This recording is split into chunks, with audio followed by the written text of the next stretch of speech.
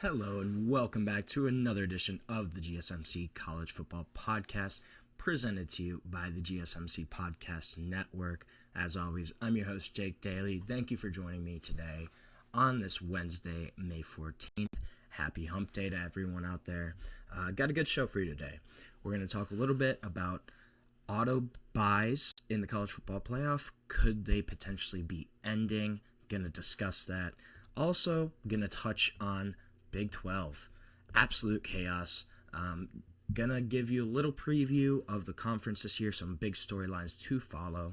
And then we're gonna touch on Jackson Cantwell, number one offensive tackle in the country in the 2026 class, committing not to Georgia, not to Ohio State, not to Oregon, but to the Miami Hurricanes. Gonna talk about what that means for Miami, as well as kind of the rest of the ACC. We're also going to get into the primetime schedule for week 1. Going to discuss those big matchups, and make sure you stick around for the end of the show when I'm going to go and continue my ACC rankings for those teams in that conference. But before we get into any of that, I just want to remind everyone that this show is all about you. We love hearing your insights, your comments, your questions. One way you can do that is to go to gsmcpodcast.net to type in a comment question there. Or if you're on YouTube, you can use the super chat feature. To do that, all you have to do is click the $ at the bottom of the chat box, type in your message there, and this guarantees that your message gets read, gets on the air, and it's also just a great way to support our channel, support what we're doing here at GSMC. We couldn't do what we do without all of your support, and we're so grateful to have you all as a part of our community here at the GSMC Podcast Network. Now, let's talk about some auto buys. So a report came out from Yahoo Sports today saying that the college football playoff kind of decision makers have essentially almost neared a consensus to change the seeding process next season and eliminate first-round buys for conference champions, according to sources that told CBS Sports this. And this is something that has gained support, the idea of straight seeding, especially from the ACC and the Big 12 in recent weeks. ACC Commissioner Jim Phillips, he kind of said that the first time that the format, quote, may be the right thing for us to consider. And this is something that administrators are going to have to approve the proposal, could happen within the next month. But this also requires unanimous approval from the 10 FBS conferences, as well as Notre Dame, in order for it to be enacted for this 25-26 season. So that's a big point there too. It's got to be a consensus, has to be unanimous. Could there be one team that holds out, one conference that holds out? It's possible, but that's going to be a big sticking point here. And it kind of sounds like this consensus is starting to near closer to completion. The Big Ten, the SEC, the two big power conferences right now, they have openly supported this shift to straight seeding. They had a meeting between the conference ADs as well as their administrators in March, and they kind of all agreed that, hey, we want to do straight seeding. We think it makes a lot of sense. The CFP expanding to 12 teams last season with the 4 conference champions receiving first-round buys, they kind of want to get rid of that. So if this was approved, straight seeding would begin in 2025. There would be no more automatic buys, and instead the top 4 teams in the CFP's actual final rankings, in that selection committee's final rankings, those 4 teams would earn the bye at that point. This is something, too, that the 12-team format expires at the end of this upcoming season. That's a big point to consider here as well. Could they go to 14? Could they go to 16 teams? It's all within the realm of possibility. This has been ongoing for months, kind of the debate of, do you expand to 14? Do you go to 16? Do they stay at 12? It seems more and more unlikely that they will stay at 12. Seems that they will at least add 2 more teams to that final playoff run, that final playoff grouping. I'm more of a fan of the 14-team kind of format. It just makes sense for me, I think, but you could certainly see 16 as well. And this is something that we're probably going to hear, hopefully is finalized next month.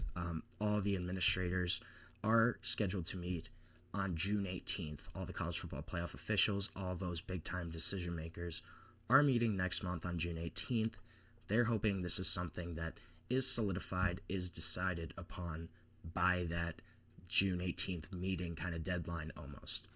But looking at what last season showed us from automatic buys, so betting favorites were 10-1 in the first year of the 12-team college football playoff, but these results were also aided by the bracket format that kind of allowed these lower-ranked teams to earn buys based on those automatic buys for conference champions.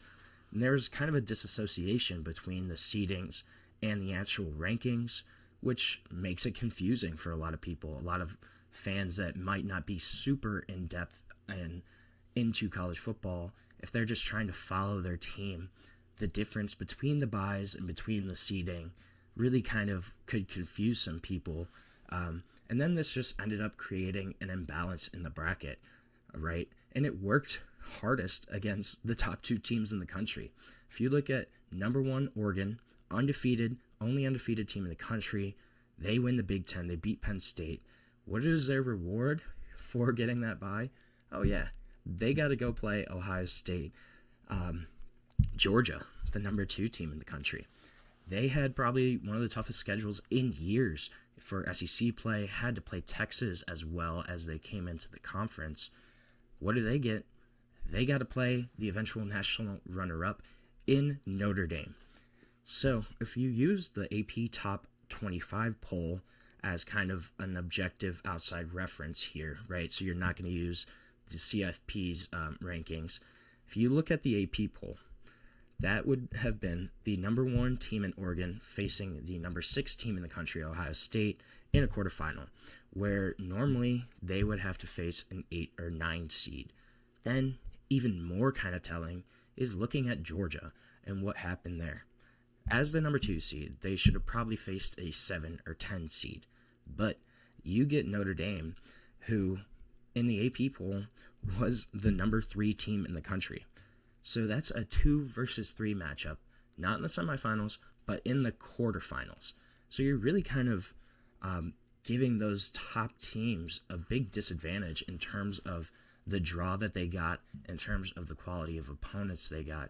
Yes, everyone deserved to be in the playoff last year, but when you're looking at the top 2 teams in the country, shouldn't they deserve to have facing lower seeded teams, right? In the first round, in the quarterfinal? That should make more sense. And then all of this kind of occurred just because of these overcomplicated seeding rules. Boise State, they were ranked number 8 in the rankings. They earned the 3 seed as the Mountain West champion, as the 3rd highest ranked conference champion. Then Arizona State, they were the number 4 seed, yet they were ranked 10th overall. And then Notre Dame, relegated to the 7th seed because of the conference champion automatic buys, implicit kind of favoritism that the committee ended up giving to the runners-up of the Big Ten of the SEC in Penn State and Texas. They go all the way to the 7th seed in the country. So if you look at actually lining up seeding to rankings, it would remove a lot of these unnecessary complications, right? It would create more games that fans actually want to see, in theory, more competitive matchups, and teams that are more objectively rated at that point. You're not going to avoid blowouts completely, right? There will be at least 1 game, 2 games in a playoff run in this kind of format where maybe a higher seeded team just really runs over a lower seeded group of 5 conference champion, something like that, something kind of similar to that vibe. That's not going to go away completely, right? We're still going to see at least 1 or 2 games probably every year that may not look super competitive, but it's also going to lessen the likelihood of that kind of draw where there's a big advantage or disadvantage to a particular program. I think it would just make a lot of sense getting rid of this, going to a straight seeding type of format. And then, the one argument is, well, then the conference championships wouldn't really matter. But that's not the case if you think about it.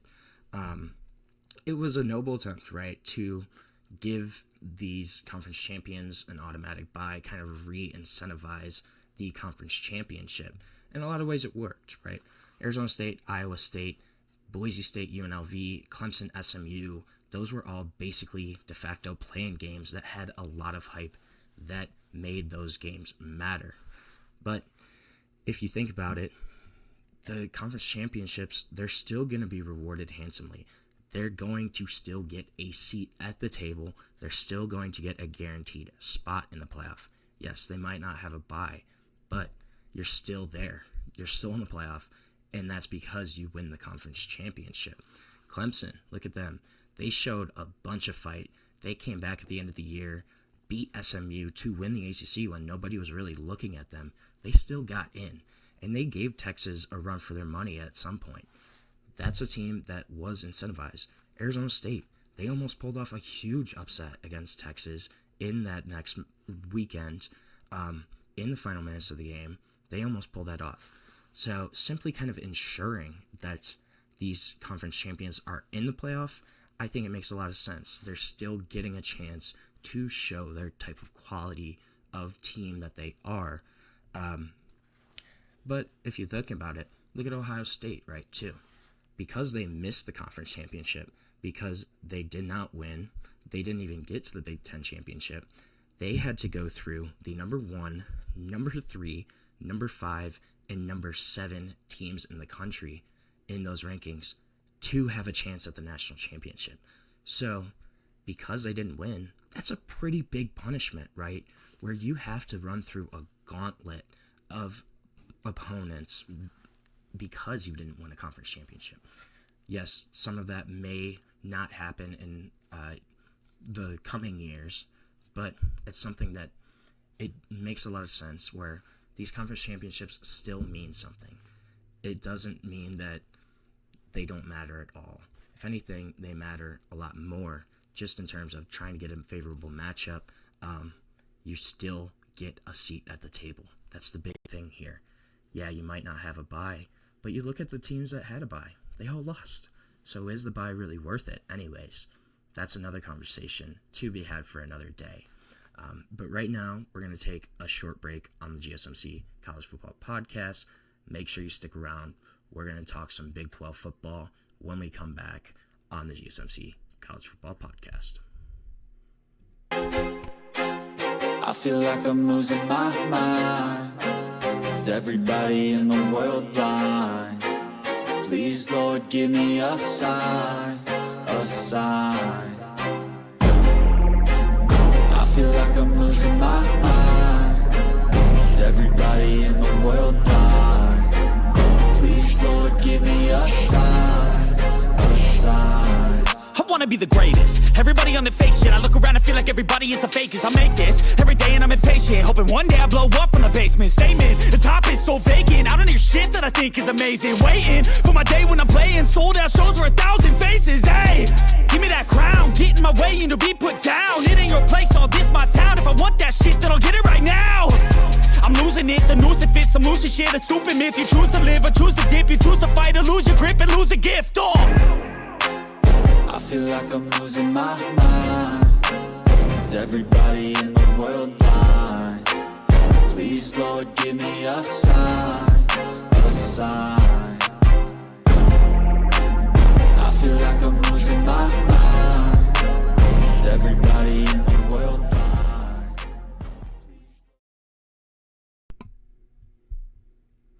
Welcome back to the GSMC College Football Podcast, presented to you by the GSMC Podcast Network on this Wednesday, May 14th.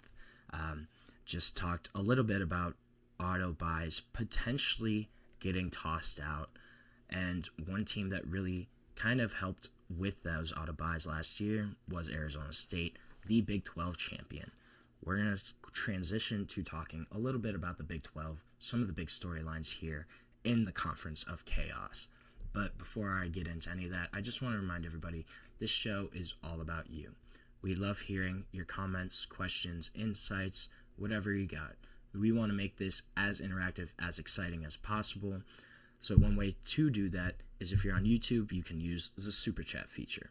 To do that, all you have to do is click the $ at the bottom of the chat box, type in your comment or question there, and a message will pop up for you, for me, for the rest of the world to see.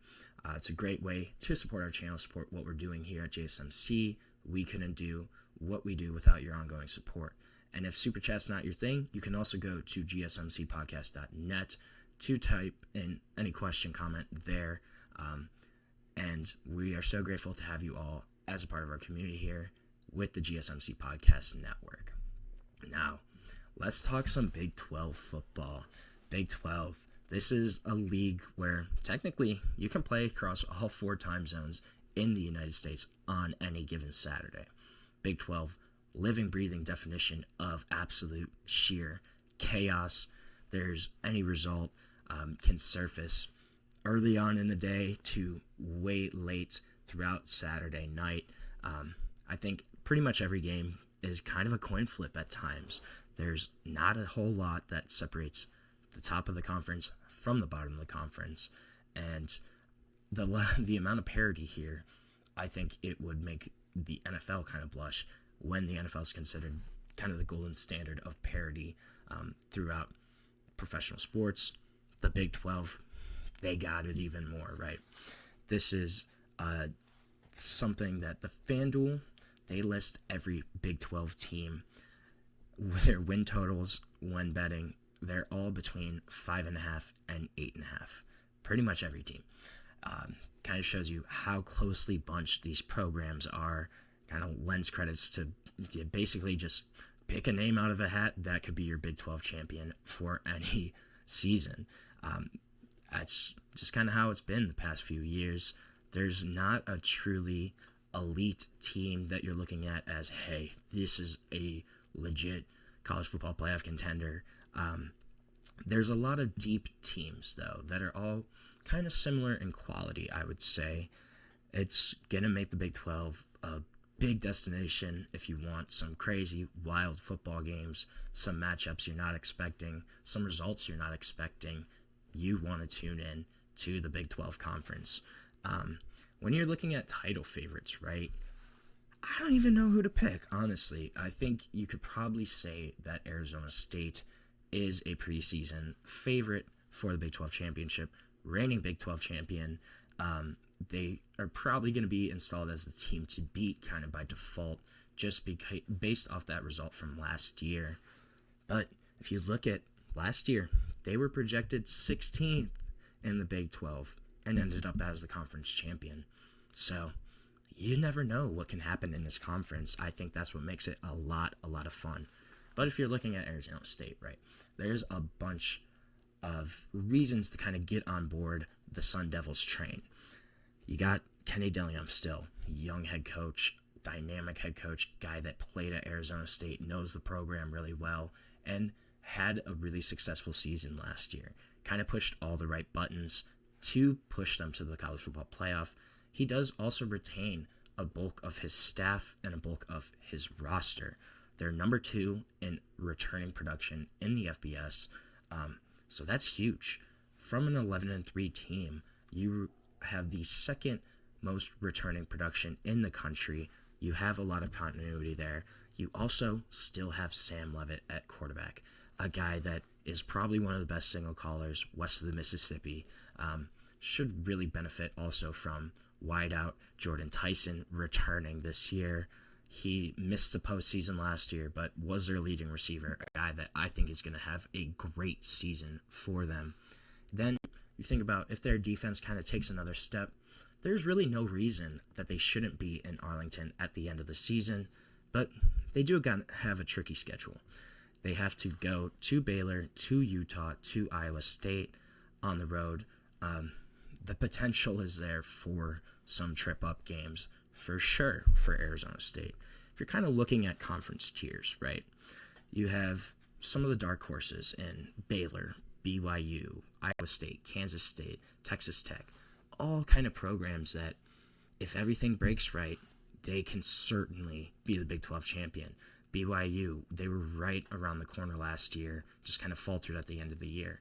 Iowa State, they won 11 games last season. People don't realize Iowa State was quietly really, really good. Kansas State, they've won 3 straight seasons of 9+ wins. Chris Kleeman there as their head coach. This guy's a winner. This is a program that also has a stud quarterback in Avery Johnson that could potentially jump up there. You look at then teams like Kansas, TCU, Utah, they're all kind of aiming high after disappointing 2024 seasons. Kansas really struggled last year. Hopefully Jalen Daniels is back to health. They can kind of get back on track. TCU, they quietly won 9 games last season. So this is, again, a team that is better than people think. And then Utah had a really rough year last year, only winning 5 games, a bunch of injuries there. They should kind of still be at least steady. They bring in Devin Dampier at quarterback. That's a big-time pickup for them and should kind of solidify that position. Then you have the teams that may be kind of bowl eligible. Arizona State, UCF, Cincy, Colorado, Houston, Oklahoma State, all right there, right on the cusp of bowl eligibility. But any one of them could jump into the next tier. And then you have West Virginia. West Virginia kind of seems like this is a building year, a retooling year, a time for Rich Rod to get his roster kind of set in stone, I guess. If you're looking at some of the storylines, though, Coach Prime, what's going to happen with Dion? He's not going to have his son at quarterback, not going to have Travis Hunter there. Obviously, it's must-watch TV for both on the field and off the field. But there is a lot of optimism here. They land star true freshman Julian Lewis at quarterback. Should be a guy that may play early on, but you also have Liberty transfer Caden Salter there to kind of take over as the experienced guy. Let Juju Lewis develop. He also gives that team real upside in terms of offense. And then this defense, they could be one of more kind of salty, gritty teams in the Big 12 in terms of that unit. They have a lot of returning production there. They bring back coordinator Robert Livingston, who really had a strong year last year, kind of with their scheme, designing it, and putting guys in the right position to succeed. But don't have a great schedule. They got to open at Georgia Tech. You have BYU at TCU, Iowa State, and at Utah in 4 straight weeks in the middle of the season. And that's going to be tough. And they also finish with Arizona State and Kansas State. So it could be a rough year for the Buffs. So this is a big toss-up, though. It could all either go really well, and kind of Dion can prove that he can coach without his son as a quarterback, without a Heisman winner on his team in Travis Hunter. Can he do it? Or is it all going to kind of falter this season? That's going to be a huge storyline throughout the Big 12. We're going to see it play out throughout the season. Another kind of under-the-radar storyline, Texas Tech. Texas Tech went all in this year in the portal. If you look up kind of what they have done, how much they have maybe spent, nobody's really going to know the true numbers. But this is a roster that is probably going to be one of the most expensive teams in the country this upcoming year. They were one of the biggest spenders in the portal. They also have a top 10 returning roster in terms of production. So you kind of supplement that with some of their additions, with David Bailey, with getting Micah Hudson back, with some of the other guys that they've kind of just added to fill in certain spots. This is going to be a really interesting team. There's a lot of pressure riding on Texas Tech, on Coach Joey McGuire, to kind of cash in on this roster, to give them hope and kind of say, hey, yes, this is why we wanted to do this. We wanted to win a Big 12 championship. We want to be a national contender. This is the year for Texas Tech. They have a stud stacked roster. It's going to be interesting, though. Will they kind of live up to expectations, or are they going to falter? That's going to be another huge storyline here with the Big 12, is how Texas Tech's going to perform. Then you also just have a couple of new coaches, a couple of new old coaches in Rich Rod and Scott Frost. Rich Rod going back to West Virginia after He left for Michigan in 2007, pretty controversially, I would say, hoping to kind of build back on some of the success that he had there in those mid-2000s. Then Scott Frost, they bring back UCF, they bring back Scott Frost there to be their head coach. Kind of was in the wilderness for the past year or so. A guy that was the coach of UCF when they had their most successful stretch in the late 2010s, but a guy that kind of struggled at Nebraska at his alma mater. Does he still have it? Is he going to struggle with UCF being in a power conference now with a lot of changes there at that university? Is it going to be something that he can replicate, or is he going to falter as well? That's going to be a big question mark here for the Big 12, is how these new old coaches kind of fare this upcoming season. So now we're going to take another short break on our show. When we come back, we're going to talk some Week 1 primetime matchups that got announced earlier this week. Going to preview those, talk about why they're exciting, why we like them. But we're going to get into all of that when we come back on the GSMC College Football Podcast. Looking for your daily fix of sports talk without having to pay for it? GSMC Sports Network is available on YouTube. Just search GSMC Sports Network. Get your fix of daily sports talk shows on YouTube, absolutely free. NFL, college football, NBA, MLB, MMA, UFC, fantasy football, and so much more. GSMC Sports Network has shows running all day long, with new sports shows starting every 2 hours. Just like on your favorite cable sports channel, except GSMC Sports Network is absolutely free. Just search GSMC Sports Network on YouTube to catch one of your new favorite shows, like the GSMC College Football Podcast, Chip Shot Football Podcast, Hoops and Heels Women's Sports Podcast, GSMC Basketball Podcast, and so many more. Check it out for yourself. GSMC Sports Network, now available on YouTube absolutely free. Search GSMC Sports Network on YouTube right now.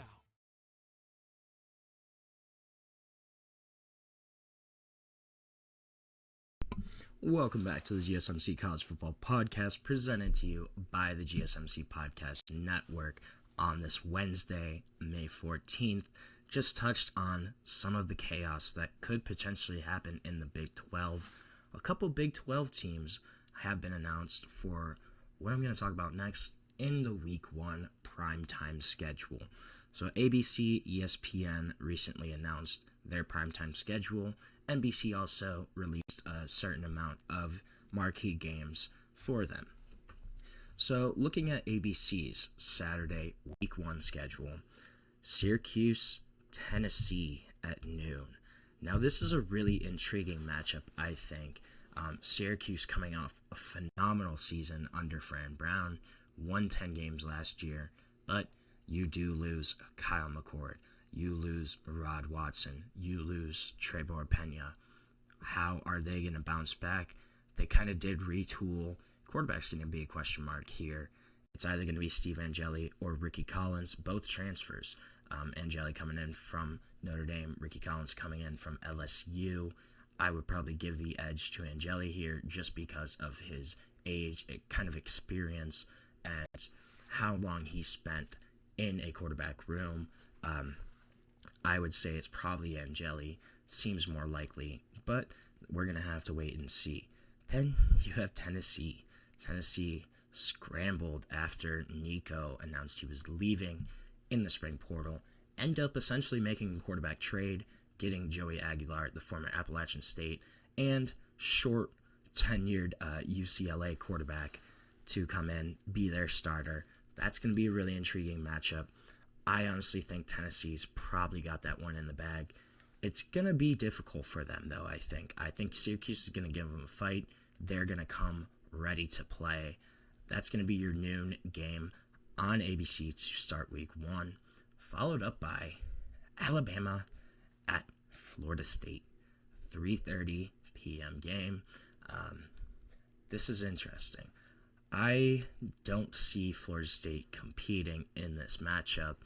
I would be surprised if that is the case. I think Alabama is going to improve in year 2 under Kalen DeBoer. Kind of had a disappointing season for the Tide standards, still won 9 games. Then you look on the flip side, Florida State, after that incredible 2023 season, then you look at 2024, 2-10 for Florida State, a bunch of holes everywhere. This is just not a team that looks like Florida State, right? But they did make a couple moves in the portal in the offseason. You bring in Thomas Castellanos from Boston College, a guy that also spent his first year at UCF, where he worked under new offensive coordinator Gus Malzahn. Gus Malzahn stepping down at UCF, saying, nope, I don't want to be a head coach. I don't want to deal with all this right now. I just want to go back to calling plays. Something we haven't seen him do. We have not seen him be a coordinator since 2010, 2011 type. So it's been about 15 years. Going to be interesting to see what he kind of draws up there. Can he come back to being a really great offensive coordinator? I'm curious to see how that's going to work out. And then you also bring in DC Tony White from Nebraska to try and build that unit back up. You have that team going against the Alabama Crimson Tide. Yes, it is at Florida State. I just don't know if I see them competing in this game. I think Alabama's probably got this one in the bag. If Florida State does come out and compete, well, that kind of changes their projection for the year. Maybe they're a little bit more of a contender than we kind of think. Right now, I don't really see that happening. So you have Syracuse, Tennessee, then you got Alabama, Florida State, then the primetime game. You got a big one in LSU and Clemson. The Battle of the Tigers going to be in Clemson, 7:30 p.m. on August 30th. I am excited for this one. I'm not going to lie. 2 great quarterbacks in Cade Klubnik, in Garrett Nussmeier. 2 teams that are really projected highly for this upcoming season. Clemson returning a lot of their production, returning a lot of key pieces there, kind of retooling. Seems like they're on the up and up. I talked about them in depth earlier this week. But then you have LSU. LSU, I still want to see them prove it. I would like to see them kind of showcase what they can do under Brian Kelly, show they can win big games, and this is certainly a time that they can showcase that. Yes, you have Garrett Nussmeier, you have Harold Perkins Jr., you also have one of the best transfer classes in the country, bringing in almost 20 guys, most recently bringing in A.J. Halsey from Houston, all Big 12 safety last season. This is going to be a much improved LSU team. I'm excited to kind of see what they can do. Is the hype real? And we're going to learn out quickly when they play Clemson at Clemson's home week 1. That's going to be a big matchup. I'm excited to see kind of where that all shakes out, what happens there with those programs, what happens with that game. Also, side note, ESPN announced for that that the August 30th edition of College Game Day would be the last for Lee Corso. So I'm wondering, do they go to Florida State, Alabama, just to kind of give a little props to Corso, who played at Florida State? I think it's very possible. ABC, then, they also get a big one the next day on August 31st. You get Miami, Notre Dame at 7:30. This is going to be a great game, going to be a great look in on Carson Beck in a Miami uniform. Notre Dame having a new starting quarterback. Will it be Kenny Minchie? Will it be C.J. Carr? I'm leaning towards C.J. Carr.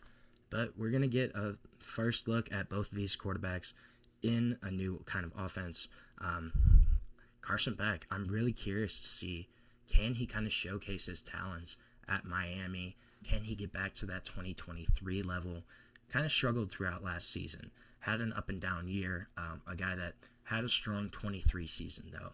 Can he get back to that level and be considered, again, one of the elite quarterbacks in college football? I think that's going to be a big storyline here. This is going to be a big matchup week 1 between 2 really talented teams. Then you look at NBC also released 7 dates and kickoff games for the Notre Dame home games. Obviously, Notre Dame, NBC have their own TV deal.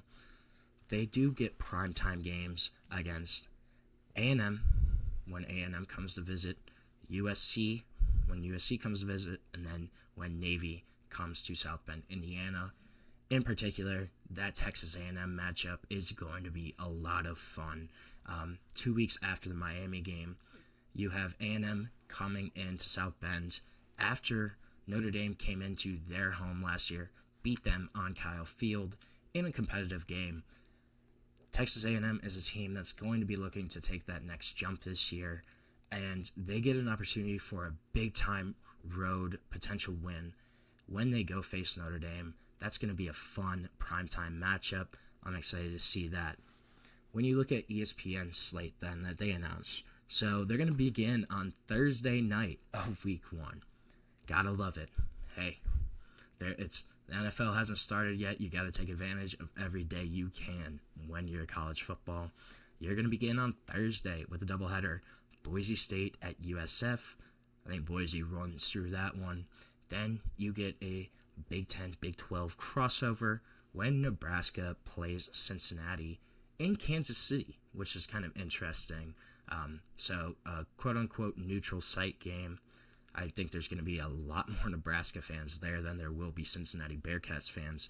But that's going to be a 9 p.m. Eastern matchup. I think Nebraska should win that game. I'm really curious to see how Cincinnati's going to kind of do this year. I don't see them going that far. That's my own kind of opinion, though. We're going to kind of see where they can go. I don't know. I think Nebraska runs through that matchup. Then you get to Friday.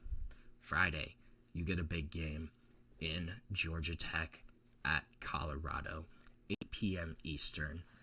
Friday night. That's going to be a lot of fun. Friday Night Lights. Who doesn't love Friday Night Lights, right? You get a team in Georgia Tech who I think is going to be a really great ACC team this year, a potential contender for the ACC championship. You get them going into Boulder, playing the new-look Colorado Buffaloes under Deion Sanders without Shedeur, without Shiloh, without Travis, without Jimmy Horn. A lot of guys being lost from this Colorado team. What are they going to look like? Will they be competitive? I think this is going to be a big sticking point, a big test for Colorado in Week 1 when you have a Georgia Tech team that I think is going to be really good this year. End of the year with a lot of momentum. Should have beat Georgia last season.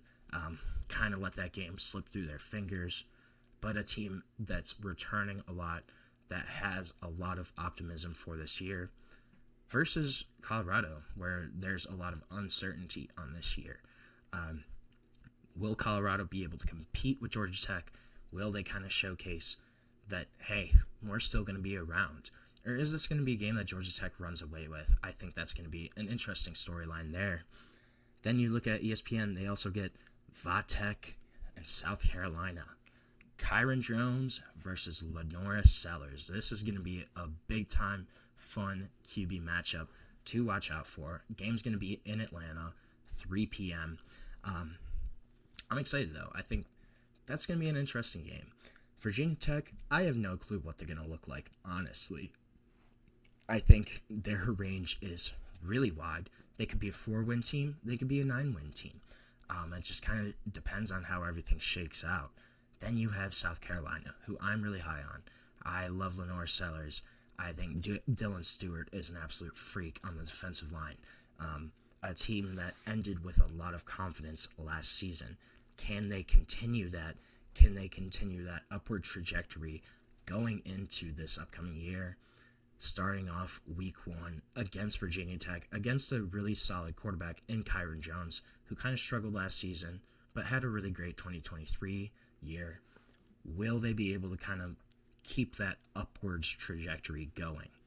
Then you get Bill Belichick's debut against TCU, 8 p.m. on September 1st, Labor Day. So on that Monday, to end the weekend, we get to see what North Carolina is going to look like under Bill Belichick. Frankly, I have no clue. This could be a team where, similar to Virginia Tech, this is a huge range of outcomes for North Carolina. how's Bill going to do in college? Can he adjust to the college game compared to the pro game? We're not sure. And they're going against a team in TCU that quietly is really solid. They won 9 games last year. They returned Josh Hoover at quarterback. They have a couple different pieces. So a team that's not going to be a cakewalk for North Carolina. Can UNC step up to the plate? Can they get a big win in week 1 and get some momentum going into the rest of the season? We're going to have to find out on Labor Day, but I'm excited to see if Bill can do it in college. So right now we're going to take another short break on the show. When we come back, we're going to talk some recruiting news and Jackson Cantwell and where he ended up. But we're going to dive into all of that when we come back on the GSMC College Football Podcast.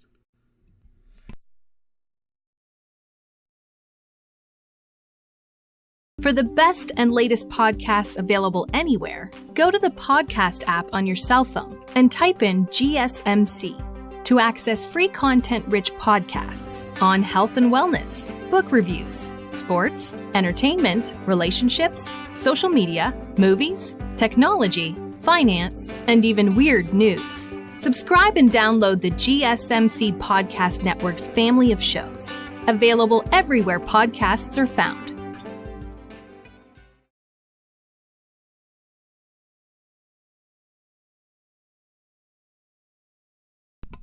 Welcome back to the GSMC College Football Podcast, presented to you by the GSMC Podcast Network on this Wednesday, May 14th. Got a good show. Just talked about some of the Week 1 matchups, and one of those teams that has a big Week 1 matchup is the Miami Hurricanes, and they got some huge news the other day when it was announced that 5-star offensive tackle, number 1 offensive tackle in the class, some sites have him as the number 1 overall player in this 2026 class.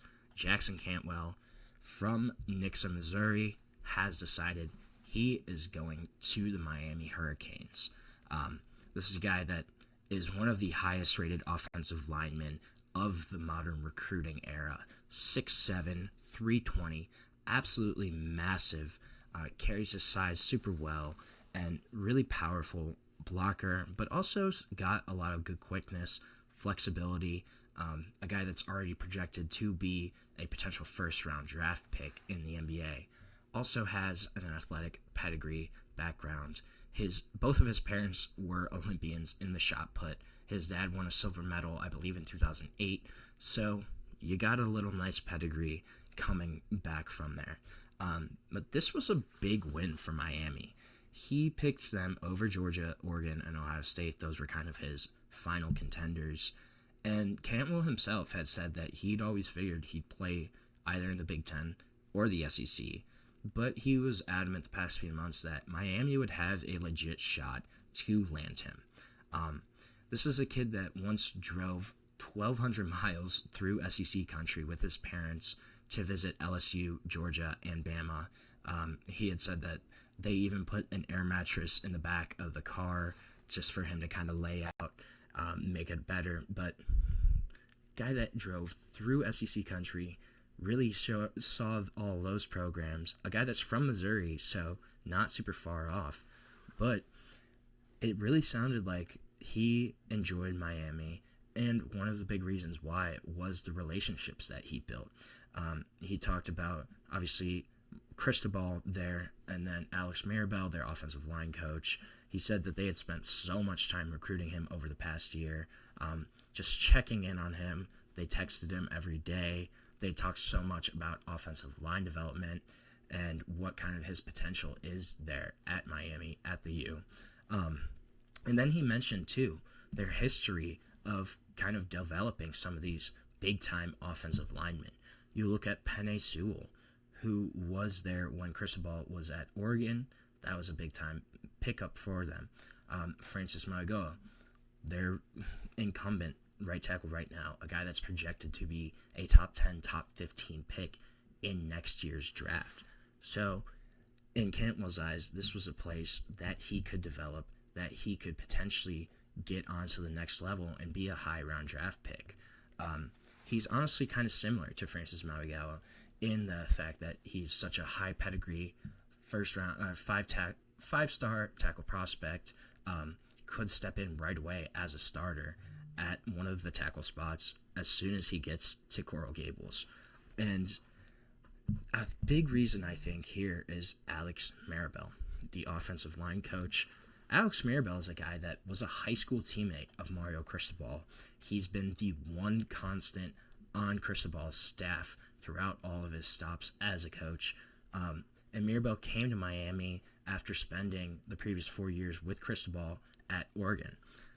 Also, he's a guy that has been the associate head coach, has kind of been that number 2, and Cantwell called him straight up the best offensive line coach in the country way before he committed to Miami.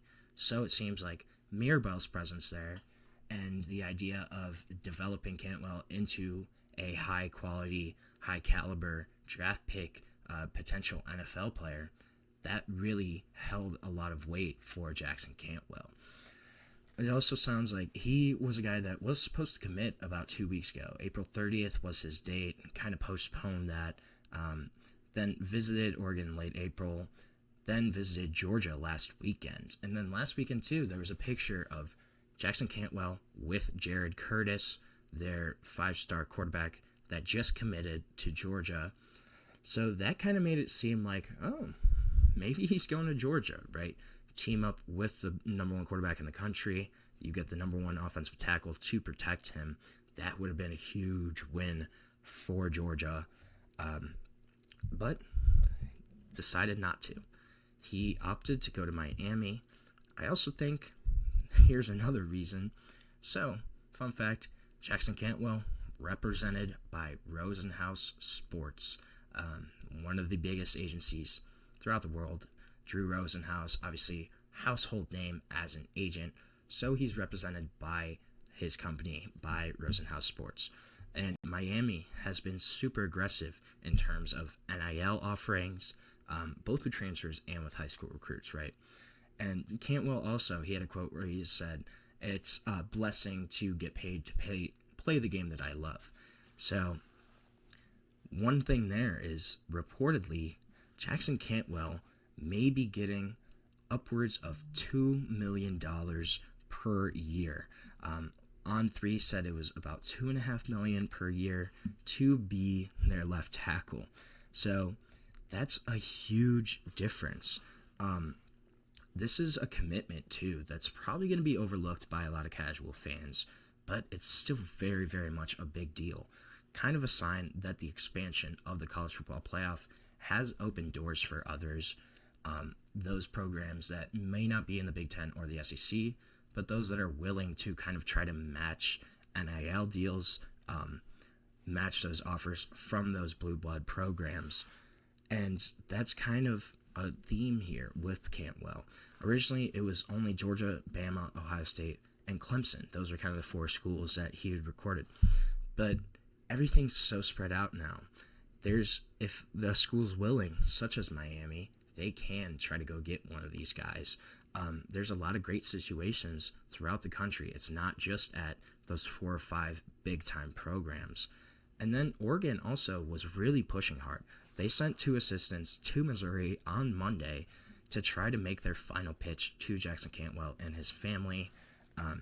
Obviously, decided to go with Miami, though. And this NIL deal, I think, is going to be a big part of this. Miami's kind of robust NIL spending, it at least gives them a fighting chance to land difference makers like Jackson Cantwell. Winning obviously still matters to a lot of the high-end recruits, but if you can make the NIL playing field relatively equal, there's going to be a couple recruits that may go different ways. They may not just go with those 4 or 5 big programs that seem to be perennial contenders. And Miami, looking back, they, in the first 2 years under Cristobal, in their first 2 full cycles, they had top 7 classes. Last year in 25, their class was ranked 13th, but they're gaining some momentum right now. Obviously, the addition of Jackson Cantwell is huge. Also have a guy like Jordan Campbell, linebacker, who's a number 142 player in the country, but a dude that's a Miami native, that's 6'2", 220, has a lot of versatility on the defensive side of the ball, and somebody that could really take a big jump with college coaching. Cantwell's commitment bumped Miami from 17 to 12 in ESPN's latest program rankings for the 2026 recruiting class. But this is also just a good thing for college football, to have programs outside of the SEC, outside of the Big Ten, still land and win some of these big recruiting battles. In the 25 recruiting class, only 15 of the top 100 prospects in the country did not go to an SEC or a Big Ten school. And just 2 of the 32 5-stars picked programs outside of those 2 conferences. The recent NFL draft, SEC, 15 first-rounders. Big Ten, 11 first-rounders. So 26 of the 32 first-rounders were SEC Big Ten. But if you can kind of get wins like this for Miami, for programs that are similar to Miami, they can win some of these recruiting battles. It helps kind of even the playing field a little bit. It kind of shows that, hey, not everything, just not all roads point directly or automatically to the Big Ten, to the SEC. There's viable alternate routes. There's other ways to kind of go about your collegiate career without having to go to one of those 2 conferences. I think that's something that this signing kind of indicates. And could it potentially be a trend? We're going to have to wait and see. But at least on the minimum, this is a big-time win for Miami, a big pickup, a big boost of morale for the Hurricanes program in landing this guy, Jackson Cantwell, elite 5-star offensive tackle. So we're going to take our last break of the show. When we come back, we are going to continue with my ACC team rankings, going to talk about kind of that middle tier of the ACC and maybe what to expect for this upcoming season. But stick with us. We'll be right back on the GSMC College Football Podcast.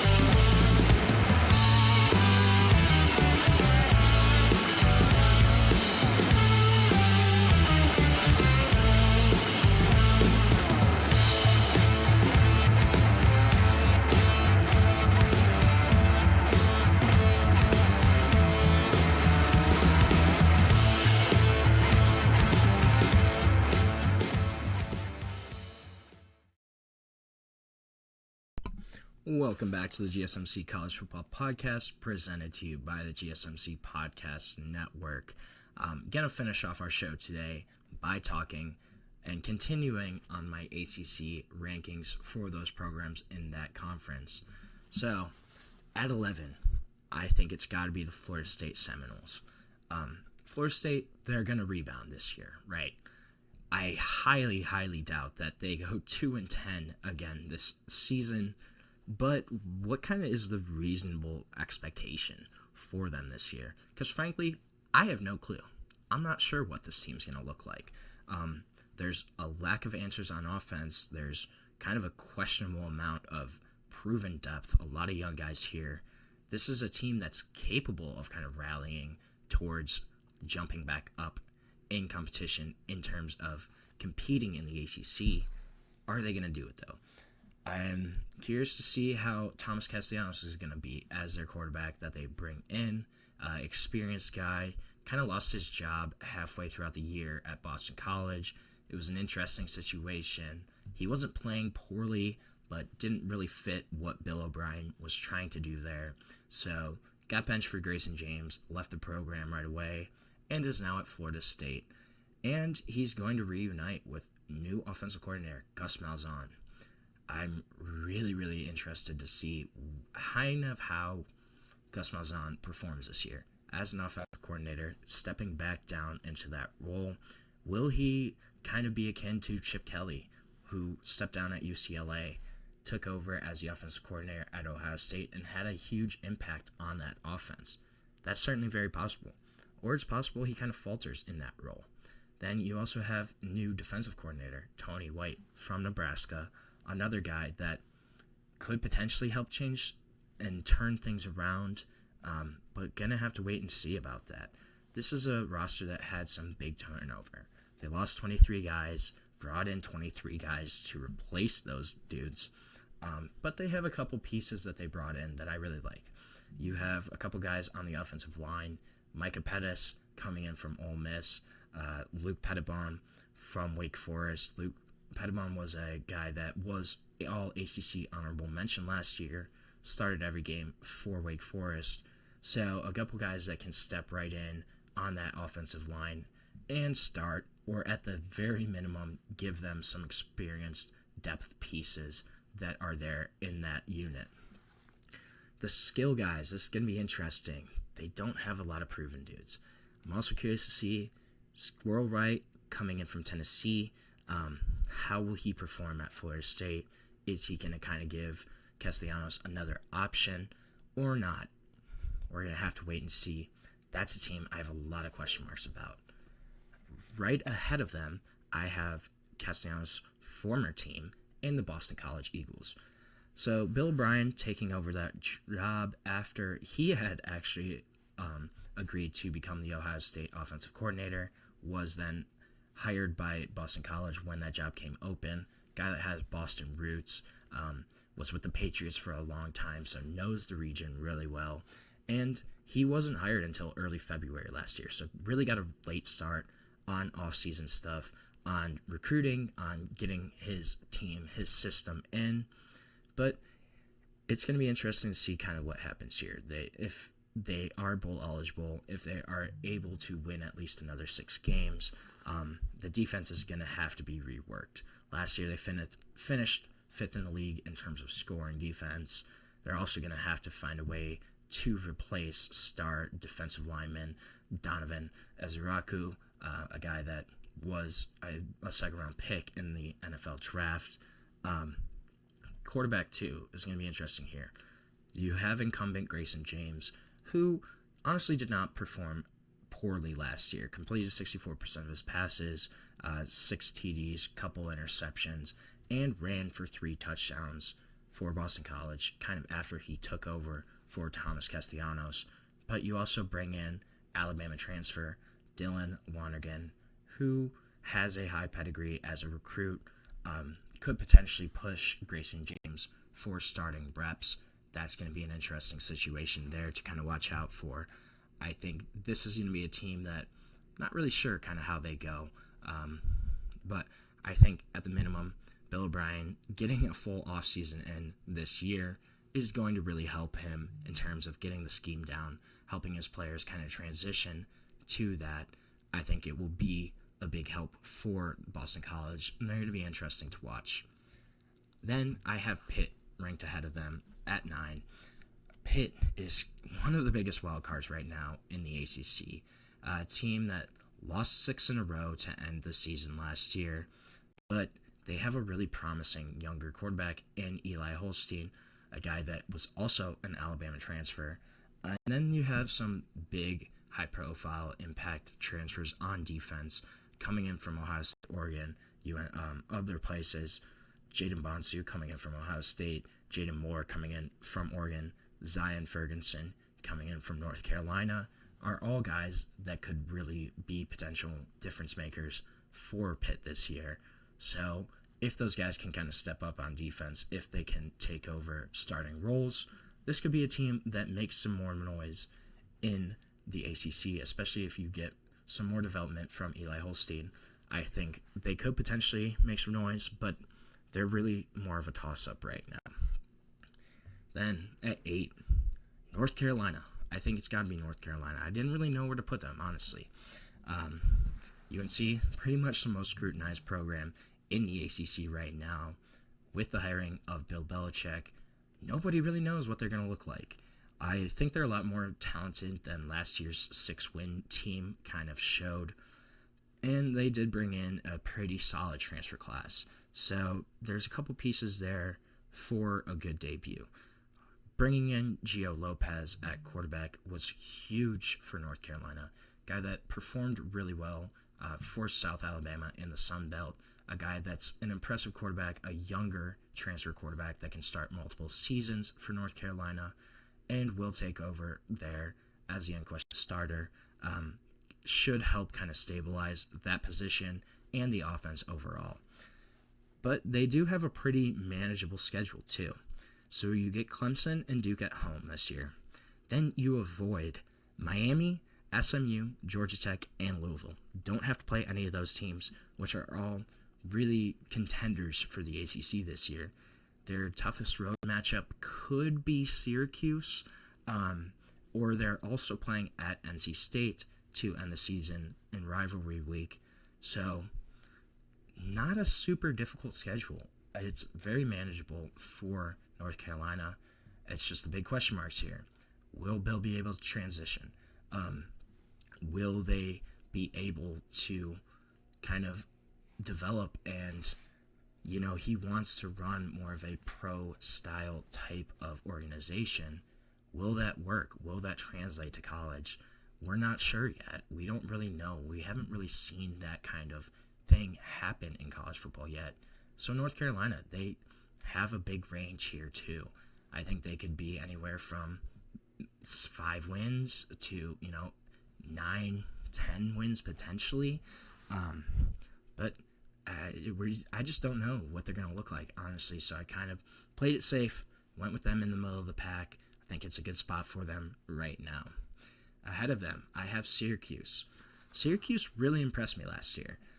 Fran Brown, as their head coach, led them to 10 wins, won 4 in a row to the end of the year, finished 22 in one poll, and they're going to lose Kyle McCord. That's going to be huge, right? Kyle McCord performed beyond expectations for the Orange last season, threw for over 4,000 passing yards, so going to be hard to kind of replace that production. You do bring in Steve Angeli, though, and Ricky Collins to kind of help those teams, help that position group out. I think that's going to be kind of interesting there. And I'm really, personally, a big believer in Fran Brown, in his coaching abilities. I was kind of curious on that hire when it first happened. However, they made it seem like that was a great hire from their performance last season. They do have a really tough schedule, though. You have to play at Tennessee, at Clemson, at SMU, at Georgia Tech, at Miami, and at Notre Dame. Then you also have home games against Duke, Pitt, Boston College, and North Carolina. So all kind of toss-ups there. This could go one of two ways for Syracuse. It's going to be really tough for them to replicate last year, but I think with some right coaching, with some improved play at certain positions, it's very possible. I don't know how they navigate that schedule, though, and don't come out with at least 4 losses. It's going to be really difficult for Syracuse. We're going to have to wait and see, though, kind of if Fran Brown really is that dude as their head coach. It's going to be exciting. So then, 6, I have Duke. Duke, I think, is getting a little bit disrespected, honestly. They've had 26 wins over the past 3 years across 2 different head coaches. They bring in Manny Diaz last year, kind of have a 9-win season, solidify their role in the ACC right now, and then you bring in Darian Mensah from Tulane to take over at quarterback, going to be an upgrade over Malik Murphy. This is a team that could for sure improve upon last season. They're going to have to hit the ground running, have non-conference games against Tulane, against Illinois, which are both going to be tough matchups for them. And then you also have early conference matchups against Syracuse, Georgia Tech, and Clemson. So we're going to find out early on if Duke really is that good. But I think they've been disrespected the past few years. This is a program that has been solid recently, and I think they will continue to be this upcoming season. So with that, we are going to end our show for today. Thank you so much for tuning in to the GSMC College Football Podcast, presented to you by the GSMC Podcast Network. If you want, you can like, subscribe, follow the channel, and you can also go to Facebook, Instagram, TikTok, and Twitter for even more sports content, more sports updates that you love. Thank you so much, and have a great day.